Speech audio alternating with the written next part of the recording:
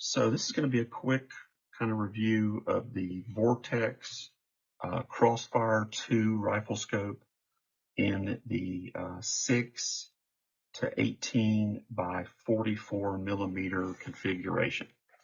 I don't know if you'll be able to focus on that. That's what it is.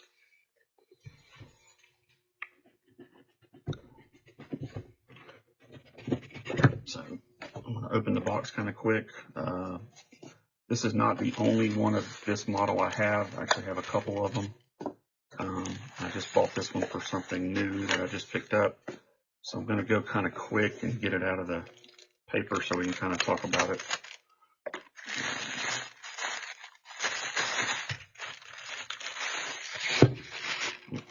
Okay. So Vortex does include this scope cover setup that they'll give to you that comes with it. It also comes with like a little cloth case you can put it in as well. Here you can see the designation Vortex Crossfire II 6 to 18 by 44. Now what the 6 to 18 by 44 means, it means that this is a variable powered scope. So the power magnification goes, I'm going to turn it this way so you can kind of see it, goes from the low of 6 and it goes to a high of 18. Now, a lot of people are like, well, what does that mean? So variable power magnification, or these power numbers, basically means that it is whatever that number is times a magnification of what the average person sees with the naked eye. So this would be 6 times magnification of the naked eye, 7, 8, etc., etc. You kind of get the idea. And this one, like I said, this one maxes out at 18. On this end, you have the ocular bell. The ocular bell on this one is 44 millimeters, which means when you start looking at scope rings, you're probably going to have something that's probably going to be a medium to a high scope ring.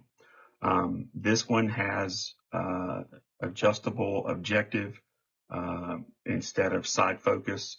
Adjustable objective is how you adjust the parallax. And these numbers on here are increments of yards. So that's 10 yards. And then as you turn it, it's brand spanking new. So 15 yards, 25 yards, etc. And you keep on going until it goes to what's called infinity, which is that symbol right there. So that's how you adjust the parallax on it. I ordered this one with the Vortex Dead-Hold BDC, which is one of their more popular reticles. The reason I like the Dead-Hold BDC is it gives you, it can function as a typical duplex, like what most people see, just a up and down duplex going back and forth.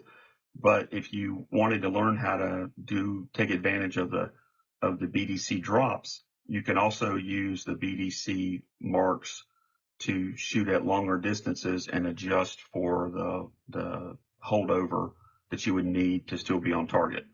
It's a little more complicated than that, and it's probably beyond the scope of this quick review, but that's kind of what it's for. When you look at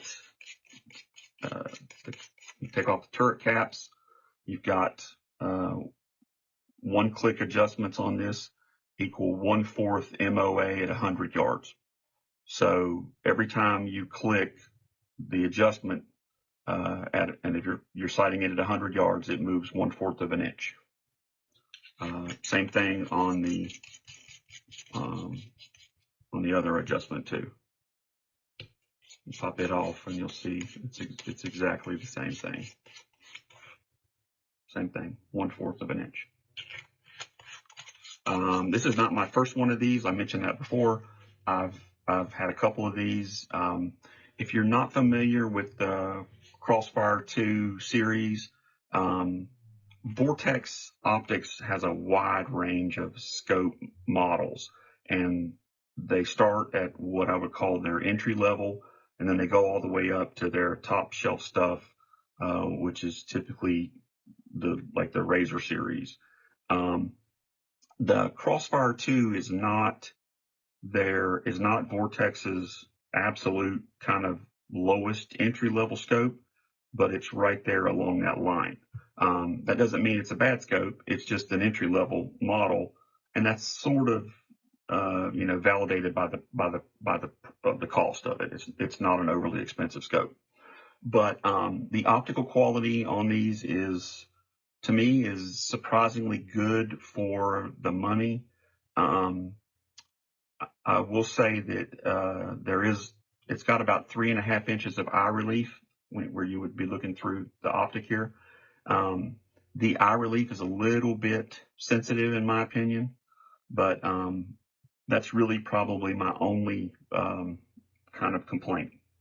I would prefer it had side focus versus objective focus, but I can live with that. The glass quality is, like I said, is better. The optical quality to me is better than what I was originally expecting for the cost. I think the optical quality is not bad at all for the money. I've paid more for other scopes that ended up having less or worse optical quality. I'll put it to you like that. And that's really about it. This model, the Crossfire IIs, you kind of have to be careful a little bit. Most of them are built, that's a 1-inch tube, so you need 1-inch rings. But a couple of the Crossfire IIs are actually built on 30 millimeter. They have 30 millimeter tubes, so you'd have to have a 30 millimeter optic, or 30 millimeter rings. There we go. But this is a 1-inch, so it'll take, standard 1-inch rings.